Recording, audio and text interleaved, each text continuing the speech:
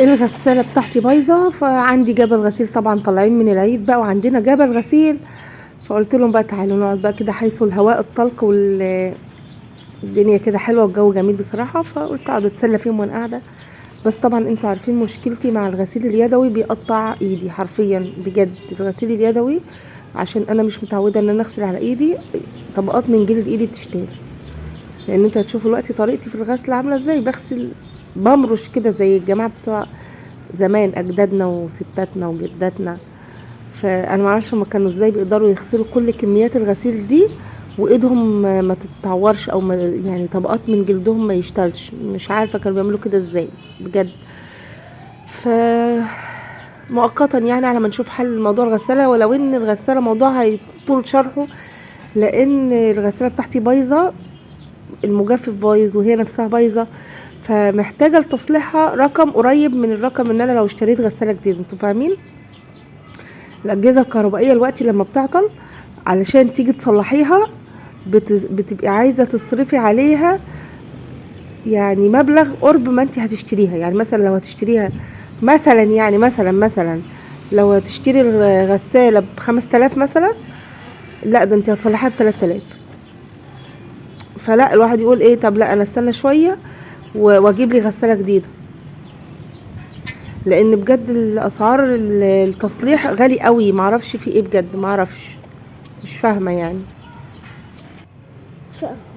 قبل ما نبدا بقى في الفيديو، حطي لايك للفيديو واشتركي بقى في القناه لو لسه ما اشتركتيش، وفعلي زرار الجرس وشيروا الفيديو، واكتبوا لنا كده كومنتات حلوه كده زيكم، وجزاكم الله كل خير. وقولوا لي كده عملتوا ايه في العيد، والعيد بالنسبه لكم كان يعني ترويح عن النفس كده، ولا هي نفس الايام؟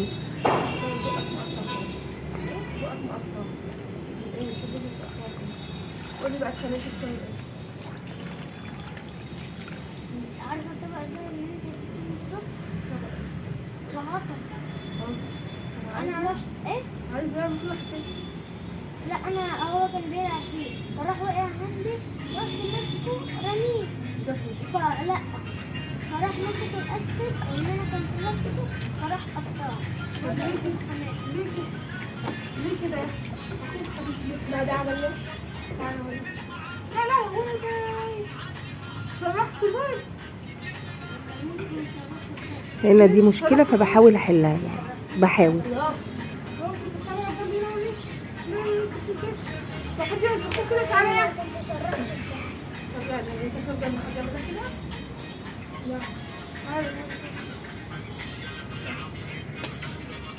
طب انت سبت ليه كده؟ شوف ايه اللي حصل بعد. طب مين اللي حصل بعد؟ هو اللي عمل بعد. طب ليه كده؟ الاول اثر على بتاعه البتاع عشان هو سريع الواحد. في ايه بقى اللي اصل فلوس؟ لا هو الشماغ هو وراني كده كده خلي نقطعها كده وراني. راس الحيط يوسف بس. طيب خلاص. هو ايه مثال خد؟ هو ايه مثال بس يعني هو عارف؟ لا. طيب يبقى كده اسمها سرقة. طالما صاحبها مش عارف يبقى اسمها سرقة طبعا. انت في ايه؟ انا كنت هرجعها لك. طب ما هو فين بس؟ حرام يا اسطى، ده مش كده. كنت هرجعها له بس نسيت. لا اله الا انت سبحانك اني كنت من الظالمين. قول له احكي له الموقف كله، قول له انا خدت منك دي بس كنت ناوي ارجعها لك تاني، واحمد اخويا قطعها. الولد؟ هو اسمه قولي كده يا احمد. هو خليك يا رب مالي مش متقطعه يا سليم. ما لونها صبحت. هي ايه بقى عباره عن ايه؟ اساك. خدتها منه ازاي؟ يعني ايه؟ خدتها منه ازاي يعني؟ هو معاك كبشه اساتك، ومحمد رضا قال له خد دي العب بيها واديها لي تاني، فراح سرق حته من يعني ما سرقش دي، سرق محمد رضا عارف ان هو سرقها، يبقى كده معاه 2 وعطاله 1. طب عرفوه بقى عشان كده حرام. محمد رضا ده سنه كام؟ سنه اولى اعدادي. قدرونا يعني؟ قدرونا؟ طب لا عرفوه. انت سرقت انت تاني؟ لا ماليش دعوه، هو اللي راح. لا خلاص يا يوسف لازم تعرفه. ما انا صلحتها وكده يبان ان هي مش متصلحه عشان هي كان معموله طب بطريقه بس تانية. حازم ما تقطعهاش. قطعها عدلها تاني بالطريقه بتاعتهم دي.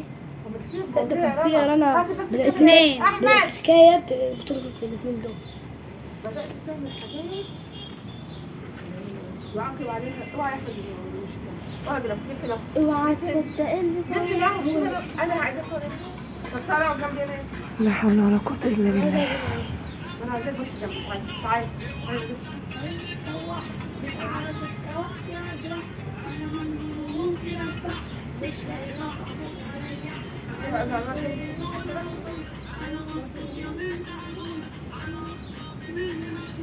احمد دلوقتي انا ما بحبكش تخاصم اخوك، لازم تتصرف. طب انت عايز منه ايه عشان يساعد حضرتك؟ هو اللي ماشي. انت لازم اصل معوره في قفاه. بيقول لك انا اسف اهو. ايوه ضربك علمك. انت التاني قول له انا اسف عشان ضربت بابا. لا ده ضرب. يلا زي كده في الورق. طب زي ما اعتذر لك اعتذر. يلا قولي لا. هات التليفون. يلا خلاص بقى خلينا حلوين بقى وما نتخانقش تاني.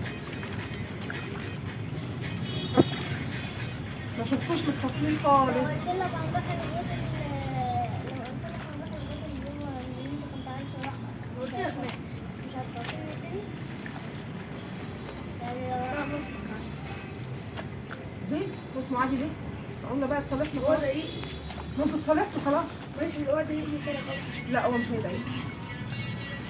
ما تضايقوش تاني. ما احنا نروح عند تاني. اهو انت معاك. انا ما بروحش. لا والله ما بروح.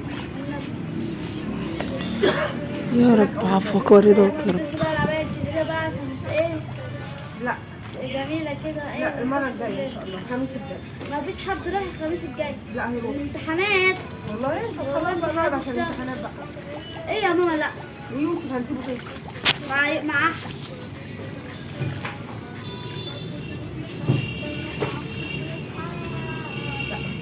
لا لا مش هروح انا. لا هبل ده.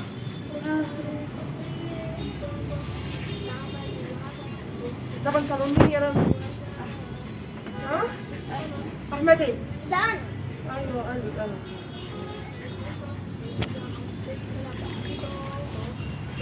أنا بابا. ينفع نروح البيت؟ ينفع نروح البيت؟ طيب يعني لما تيجي يبقى هنزيد نروح البيت ماشي؟ لما تيجي يبقى هنزيد نروح البيت اللي انت بتقول ان احنا هنروح لها عشان نروحها. لا يعني ليه خليها يلا تبقى اقفلي الساعة وافتحي تاني. اقفلي وافتحي ماشي؟ تاني. ها؟ وانا اسف ان انا شرحت الباب. اللهم صل وسلم وبارك على سيدنا محمد افضل الخلق وعلى اله وصحبه وسلم. صلوا على النبي يا جماعه. اذكروا الله الا بذكر الله تطمئن القلوب. لا اله الا الله وحده لا شريك له له الملك وله الحمد يحيي ويميت وعلى كل شيء قدير. زي ما انتم شايفين بقى كده قررت ان انا هاخد الحاجه كده واقعد بره لان الغسال عندي متدمره وعلشان تصلحيها محتاجه تصلحي المجفف ومحتاجه تصلحي المروحه والغساله نفسها بتكهرب موال. بس هو ضروري ان انا اصلحها لان انا عندي عايزه اغسل بطاطين وستاير حاجات تقيله يعني لازم تتغسل الحاجات دي لازم تتغسل في الغساله فعلشان اصلحها محتاجه موال. فطبعا الغسيل مش هيقعد بقى يصبر يستنى. وكمان انتوا عارفين بقى كل سنه وانتم طيبين بقى بمناسبه العيد. العيال في العيد كانوا كنت جايبه لهم لبس كتير فكانوا بيغيروا كتير فالهدوم اتراكمت عليا فقلت يا بنت ايه اقعدي اغسليهم بقى كده وخلاص مش هيجرى حاجه يعني. وتحسي ان سبحان الله والله تحسي انها ايه رياضه كده حركه. الحركه بركه سبحان الله. في الحركه بركه. هنا بقى احط شويه مسحوق كده حلوين. الناس اللي بتقولي المسحوق مقاطعه ومش مقاطعه لا يا جماعه ده اسمه باهي مصري ابن مصري مش مقاطعه خالص. ربنا ينصرهم يا رب، ربنا ينصر اخواتنا في غزة وفلسطين وفي سوريا ولبنان والسودان والعراق واليمن، ربنا ينصرهم يا رب.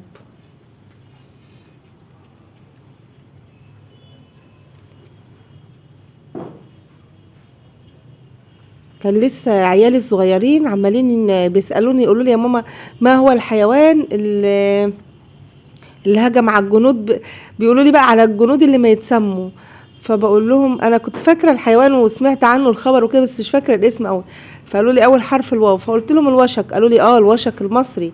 وقعدوا بقى يقولوا لي قد ايه ان هو شجاع ويعمل لي ازاي ابني الصغير وصاحبي، يقولوا لي احنا لما نكبر شويه هنجيب وشك ونربيه في البيت. قلت له تربيه في البيت ازاي، ابني ده حيوان مفترس. يقول لي لا لا لا، ما هو مفترس بس مع صاحبه مش هيفترسوا يعني. قلت بسم الله ما شاء الله. قالوا لي لا احنا هنجيبه هو لسه شبل صغير. فبقول لهم شبل صغير، مش الشبل ده اللي هو معروف ان هو ابن الاسد، لكن ابن الوشك الصغير بقى كده يبقى ليه اسم تاني يعني. قالوا لي احنا هنجيبه كده من هو لسه شبل صغير ونربيه على ايدينا ومش هيعمل لنا حاجه يعني. فهم معجبين قوي بالوشك المصري وقد ايه ان هو شجاع ويعني قدر يعمل اللي كتير من البشر ما عرفوش يعملوه. مش كتير من البشر، اللي كل البشر وكل العرب ما عرفوش يعملوه. منزلين بقى اغاني واناشيد عن الوشك المصري، فالعيال عمالين يرددوها يا ليتني كنت وشك مش عارف ايه كده، حاجات زي كده يعني، كلمات جميلة بصراحة.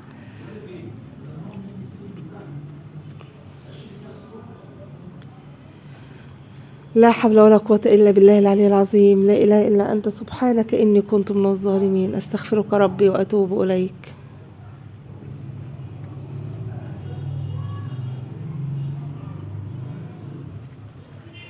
هنا دي كانت مية كنت غاسلة فيها قبل كده بس المية نظيفة فاستحرمت ارميها. قلت لها تعالي نكمل بيك الغسيل. هتقولي لي المية مطينة، لا هي لونها كده يا جماعة، بس هي مش مطينة ولا حاجة، عادي تغسل يعني.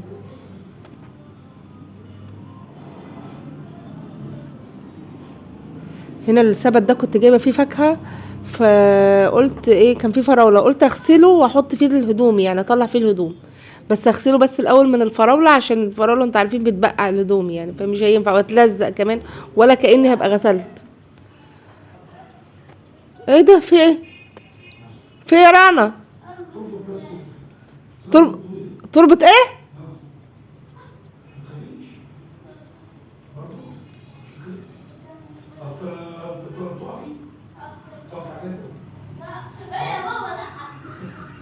انت انت عاوزها تعمل لك ايه؟ اللمبة بتاع الحمام. ولا مالكيش دعوه باللمبه تكهربك طبعا.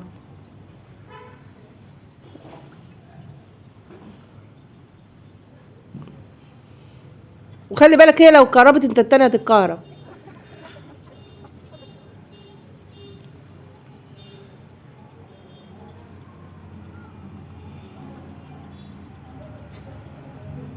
لا حول ولا قوة إلا بالله العلي العظيم، لا إله إلا أنت سبحانك إني كنت من الظالمين، استغفرك ربي وأتوب إليك.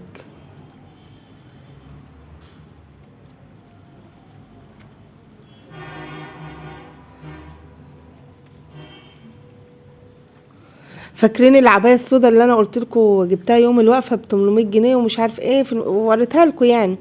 فالمهم إيه ما اتغسلتش اصلا، ما اتغسلتش، فهي شكلها حلو وشيك ومش عارف ايه وكل حاجه. ببص كده يا جماعه لقيت هي اصلا الخامه بتاعتها فيها عباره عن فيها ايه، خيوط منها فيها كده، خيوط مش خيوط، خطوط كده منها فيها بالعرض. فلقيت كل الخطوط دي بتنسل كده وتعمل وبره كده لفوق.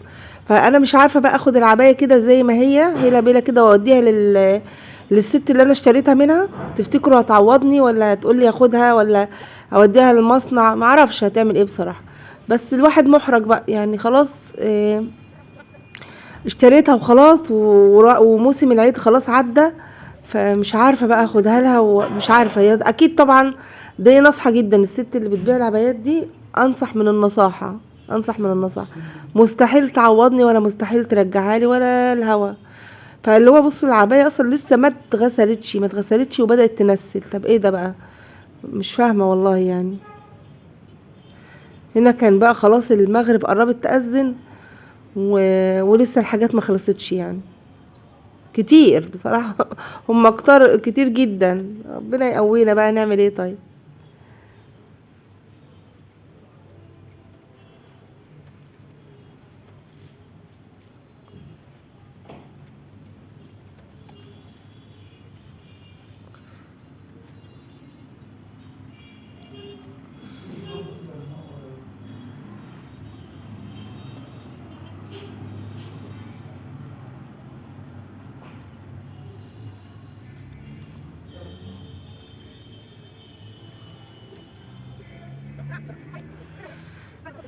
لا إله إلا أنت سبحانك إني كنت من الظالمين، استغفرك ربي وأتوب إليك.